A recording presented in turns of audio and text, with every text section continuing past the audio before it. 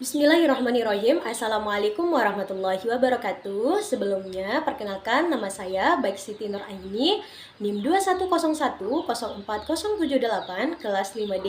Di mana di sini saya akan menjelaskan tentang beberapa penelitian yang sudah kita pelajari di dalam kelas, yang dimana di sini saya akan menjelaskan tentang beberapa hal, yaitu pengertian, tujuan, karakteristik, dan bagaimana uraian prosedur dalam penelitian-penelitian ini. Oke, langsung saja. Penelitian yang pertama yaitu penelitian kuasi eksperimen. Penelitian kuasi eksperimen merupakan penelitian yang memiliki kelompok kontrol.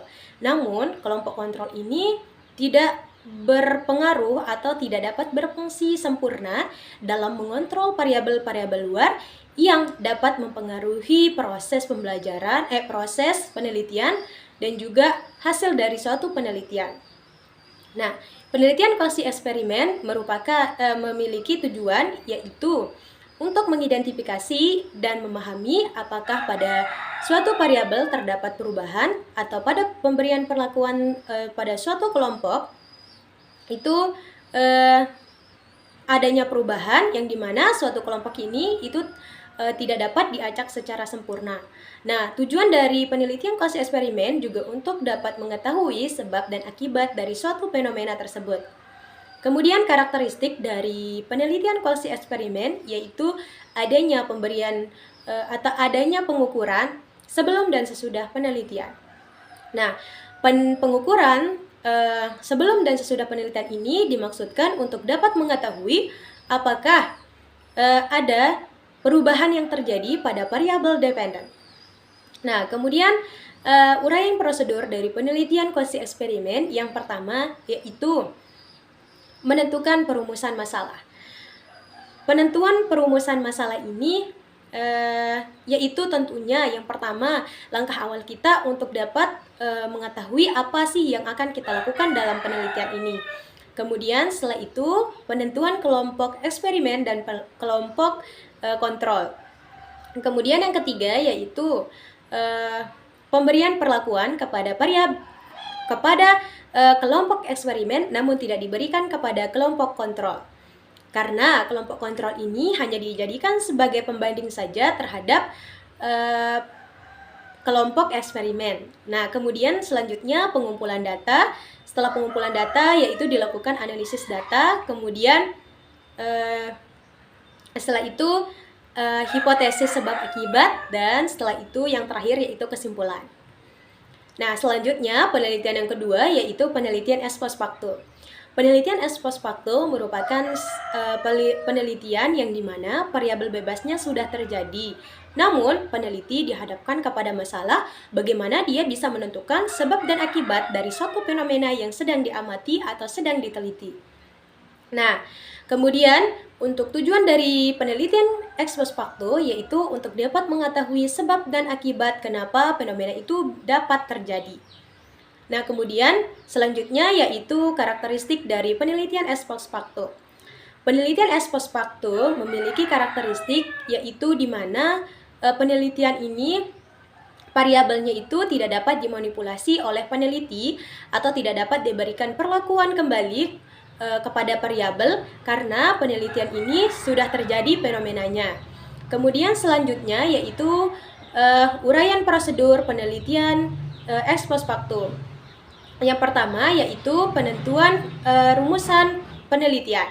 Selanjutnya yaitu mencari atau kita sedang menentukan karakteristik khusus apa yang dimiliki oleh suatu fenomena ini sehingga peneliti dapat tertarik untuk dapat melakukan dapat meneliti fenomena ini.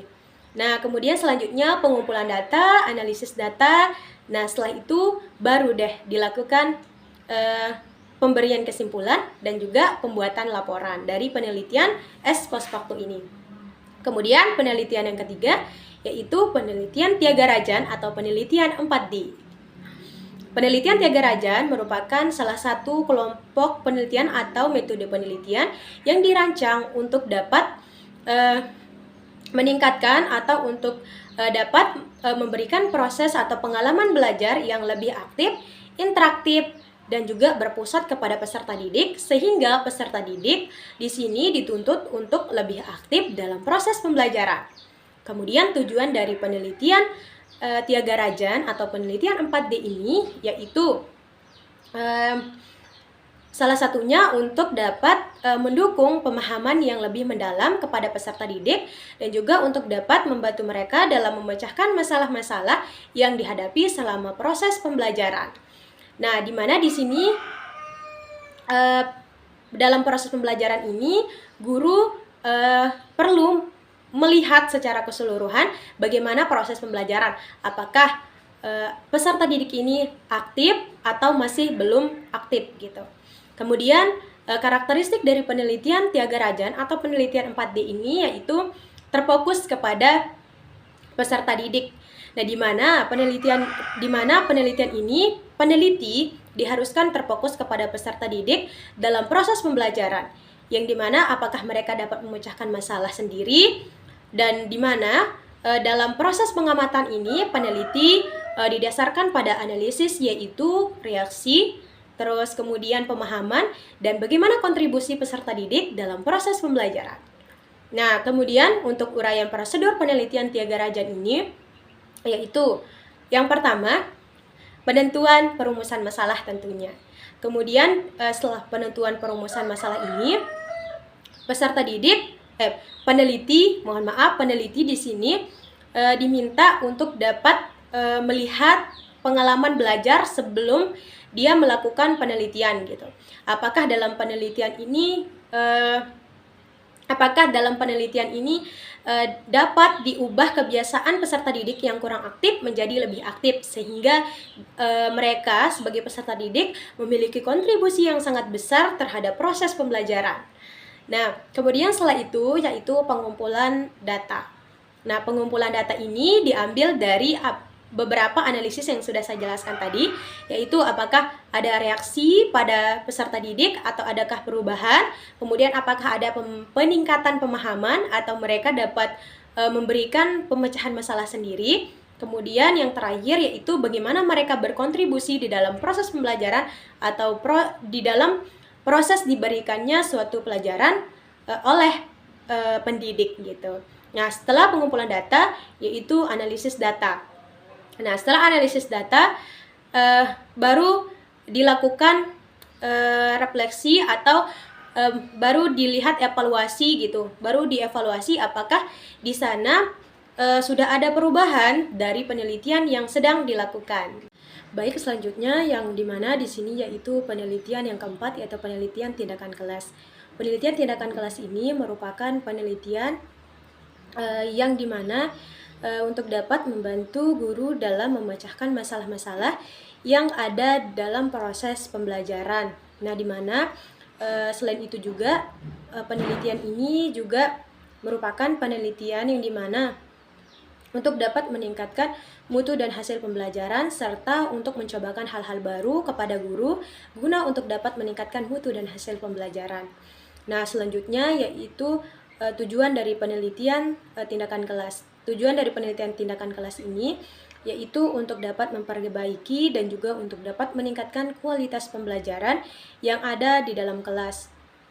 Nah, di mana tujuannya ini yaitu misalkan ada sesuatu atau permasalahan yang dihadapi oleh guru, dia tidak dapat memecahkan masalahnya dalam proses pembelajaran. Penelitian ini kemudian ditujukan untuk dapat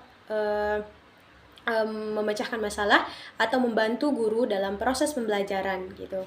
Nah, selain itu juga untuk dapat memberdayakan guru untuk dapat memecahkan masalah-masalah yang sangat sering dihadapi dalam proses pembelajaran atau yang ada di sekolah gitu. Nah, kemudian karakteristik dari penelitian tindakan kelas ini yaitu yang pertama yaitu adanya kesadaran dari guru atau adanya kesadaran dari pendidik untuk mau meningkatkan mutu dan hasil pembelajaran, kemudian untuk mau memperbaiki proses pembelajaran yang dimana dia menghadapi masalah-masalah gitu. Nah, kemudian yang kedua karakteristiknya yaitu fleksibel. Fleksibel maksudnya di sini yaitu dapat diadaptasikan. penelitian ini dapat diadaptasikan gitu, atau bisa disesuaikan dengan kondisi. Kemudian penelitian dari tindakan kelas ini memiliki uraian prosedur. Yang pertama yaitu penentuan permasalahan, di mana penentuan permasalahan ini seperti yang sudah saya jelaskan tadi, yaitu adanya atau seringnya permasalahan atau dalam memecahkan masalah ini gurunya kurang dapat memecahkan masalah yang sedang dihadapi dalam proses pembelajaran atau yang ada di sekitar sekolahnya.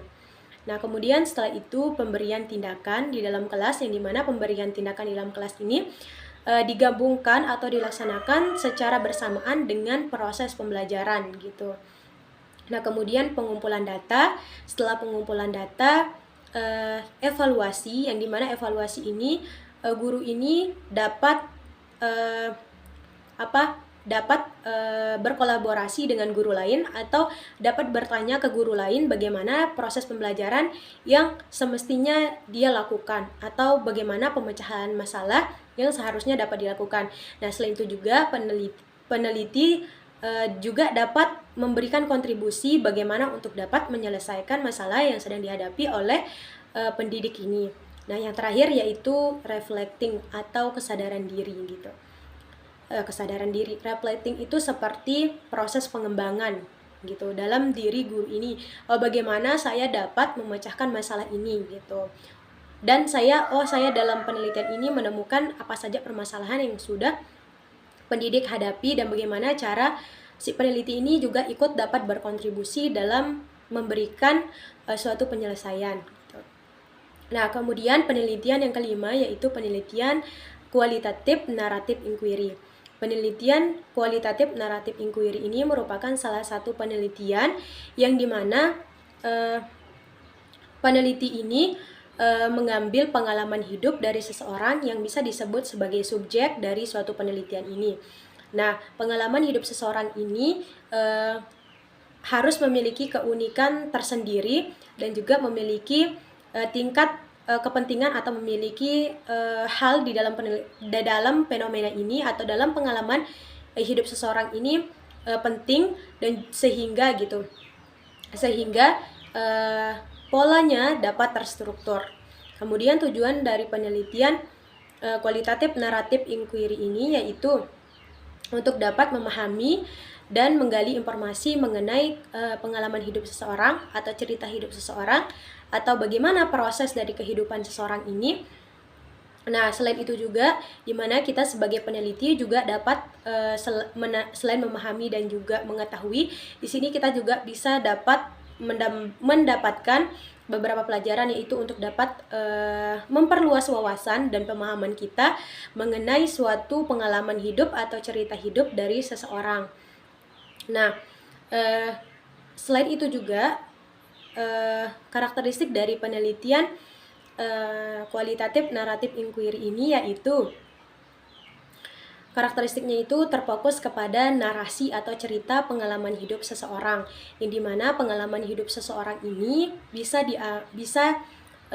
kita ambil yaitu dari misalkan bagaimana pengalaman hidupnya, kemudian bagaimana sih cerita atau proses kehidupan yang sudah dilalui, dan juga kita selain bisa langsung wawancara kepada si yang kita teliti atau kepada subjek ini, kita juga dapat menanyakan kepada tetangga-tetangga atau ke orang lain tentang bagaimana cerita hidup dari si narasi ini atau sumber utama gitu. Nah, dimana setelah itu peneliti di sini mendapatkan beberapa informasi dari semua orang atau dari orang-orang terdekat dari si subjek ini gitu. Yang dimana di peneliti ini sudah mendapatkan informasi yang banyak, sehingga nanti setelah dia melakukan pengumpulan data, analisis data, dia mendapatkan suatu informasi yang sangat banyak sehingga bisa dikatakan valid. Nah, selain itu juga ini juga dapat mengatasi kelupaan daripada si subjek ini dalam menceritakan kejadian yang sesungguhnya. Misalkan peneliti ini lupa menceritakan bagian penting dari kehidupannya. Nah, kalau dia lupa dalam bagian pentingnya ini, nah nanti bisa ditambahkan dari informasi yang sudah digali dari beberapa orang kenalan dari si subjek ini gitu. Kemudian untuk uraian prosedur penelitian dari kualitatif naratif inquiry ini, yang pertama yaitu penentuan perumusan masalah, atau di mana perumusan masalah ini kita menentukan apa saja keunikan, apakah ada hal penting yang ada dalam diri seseorang ini. Misalkan kita mau meneliti seorang dukun beranak di suatu desa gitu. Nah, apakah dia punya pengalaman hidup yang unik sehingga menarik untuk dijadikan suatu penelitian atau sebagai judul penelitian atau sebagai masalah, dan juga sebagai pembahasan dari penelitian kualitatif naratif inquiry ini gitu. Nah, setelah itu yaitu perlakuan atau bisa dibilang sebagai tahap wawancara dari tahap wawancara kepada si subjek ini, di mana penggalian informasi ini dilakukan secara teratur dan dalam waktu yang bisa dibilang lumayan lama, karena perlu diketahui bahwa peneliti ini tidak bisa langsung menanyakan sesuatu hal kepada si subjek, karena dia harus melakukan pendekatan terlebih dahulu. Karena seperti yang kita ketahui bahwa kita tidak akan mungkin menceritakan sesuatu hal yang berkaitan dengan kehidupan kita kepada seseorang yang baru kita kenal gitu. Nah, setelah itu baru pengumpulan data, kemudian analisis data. Setelah analisis data, kemudian baru penarikan kesimpulan dan penulisan laporan. Nah, kemudian penelitian yang terakhir atau penelitian yang keenam yaitu penelitian studi kasus.